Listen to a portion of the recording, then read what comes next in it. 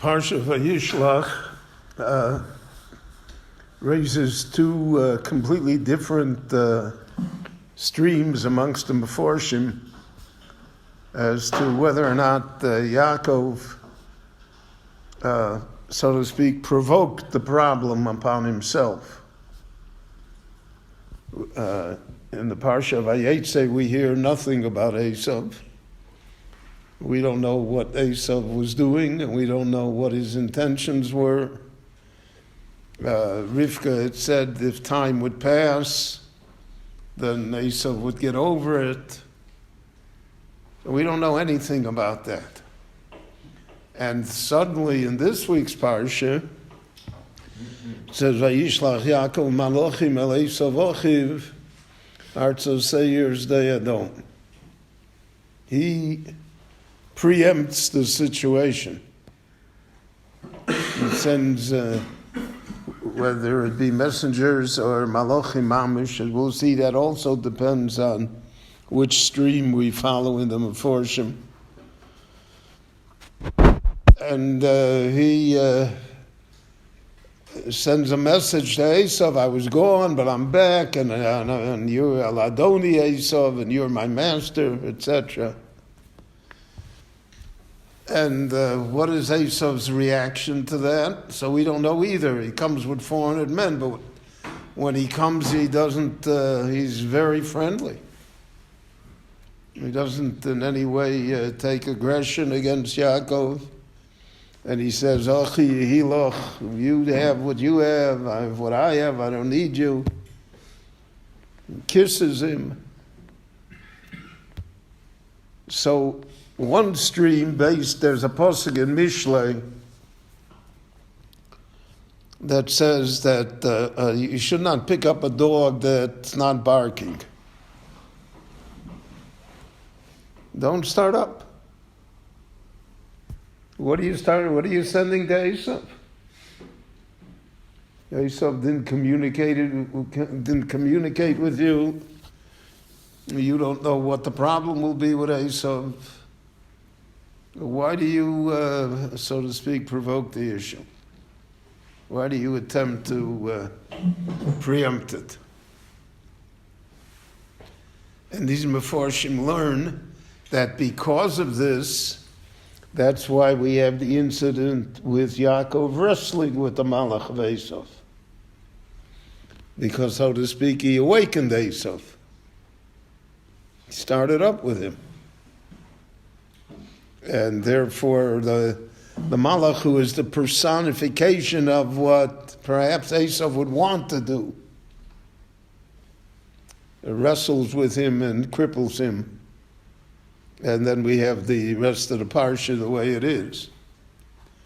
So this view of the Meforshim seems somewhat negative towards Yaakov. That Yaakov brought upon himself this encounter, and that it was an unnecessary encounter. The second view is just the opposite. The second view is that the person has to preempt situations. And he hears his mother's voice that says, Esav wants to kill you. And Yaakov says that, Pen yovo v'ikani eimal bonim. If I don't do something, then he will come and he will kill me and my entire family. So therefore, we have the famous Medrash that Rashi quotes, that he prepares L'doron, L'tfila, L'milchoma. He has to prepare himself for Esav, and L'doron includes that he's going to preempt him. He's going to be nice to him. He's going to send him. He's not just going to show up. He's going to give him notice that he's coming back, etc. And Rashi quotes here the fact that there are those that say, Malochim, vayishlach Yaakov Malochim, So some say malachim mamish, he sent angels. And others say malachim is simply messengers, as it is in Hebrew, that he just sent ordinary people. So again, if we say that he wants to preempt him, so then he has to send angels. He has to have an advantage over him somehow. And there are midrashim that the angels warn Esav not to start up. There's even a medrash that the angels beat up Esav, so that when he comes to Yaakov, he's already softened. And that's why he says, Mi ho anoshim o'ele asher shalachta. Who were those angels? Where did you get these guys? The other pshat that he sent regular people is based on the fact that he should not have started up at all. Shouldn't have begun with Esav. He should have let it rest. We'll see how it plays out. Part of the problem is because Yaakov will eventually say to Esav, Ara sherovo el Adoni seira. I can't go now, but I'm going to show up. So by saying that, the Meforshim say Yaakov is eternally tied up with Esav because he made a commitment to him. He made a commitment that he's going to come to Seir. So we interpret that as the verse, V'olu Moshim b'har Tzion lishpot es har Esav v'oisol Hashem amlucha. That's how it's going to play out.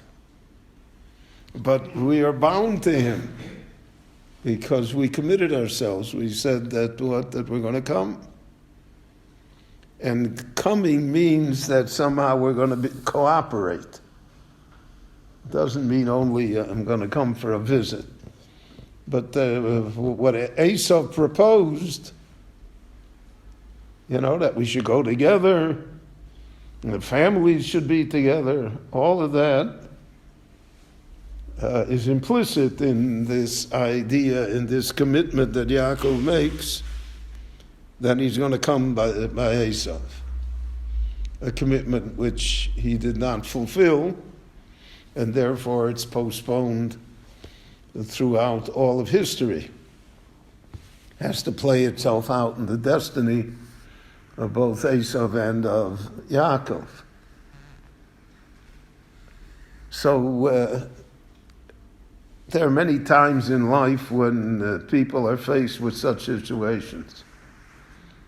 You're better to let it rest, or should I take the initiative to try and fix it? And it is a very difficult decision. And usually it never turns out the way you thought it was going to turn out. So we have, for instance, a halacha, excuse me, that before Yom HaKippurim, if we felt that we injured somebody or insulted someone, so she'd ask him for mechila. But the Shulchan Aruch says, if you're confident that he's not going to be mochel, then don't do it, because it will only provoke him more. It will only anger him more. So again, that's a matter of judgment. How do you know? Maybe if I asked for mechila, he'll say, oh, what a nice guy, let's patch it up. Or maybe he'll say, he wants mechila, I'll give you, what I'll do? So you don't know. And that's why the pasuk in Mishlei has, the Gemara quotes it a number of times, that you don't pick up a dog by its ears if it's not bothering you,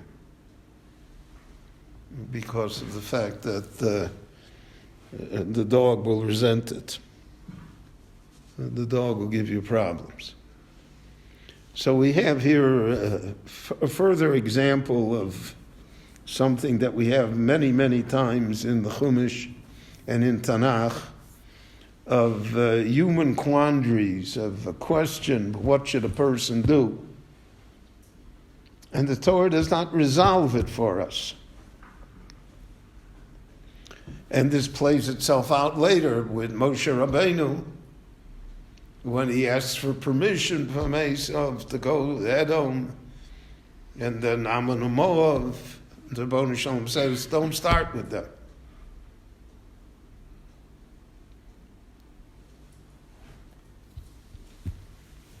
Now,